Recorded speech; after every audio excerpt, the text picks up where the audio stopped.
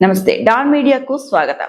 తాటి బెల్లం, నీర ఆధారిత విలువ ఆధారిత ఉత్పత్తుల అభివృద్ధి కోసం చింతూరు ఐటీడీఏ డాక్టర్ వైఎస్ఆర్ ఉద్యాన విశ్వవిద్యాలయం మధ్య అవగాహన ఒప్పందం కుదిరింది.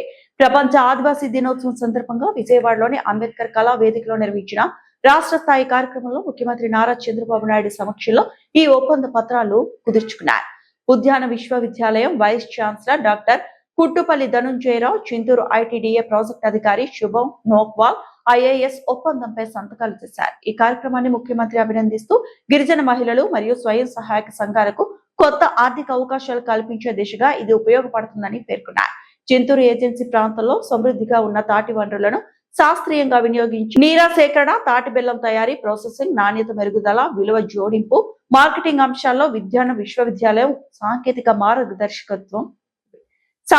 మార్గదర్శకత్వం అందించనుంది. ఐటీడీఏ చింతూరు అర్హత కలిగిన గిరిజన లబ్ధిదారులు, స్వయం సహాయక సంఘాలను గుర్తించి కార్యక్రమం అమలుకు సమన్వయం చేయనుంది. ఈ ఒప్పందం 3 సంవత్సరాల పాటు అమల్లో ఉంటుంది.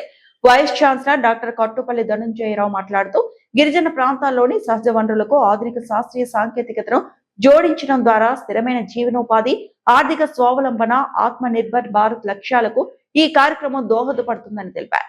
ఈ కార్యక్రమంలో విశ్వవిద్యాలయం రిజిస్ట్రార్ డాక్టర్ ఎం వాధవి కూడా పాల్గొన్నారు.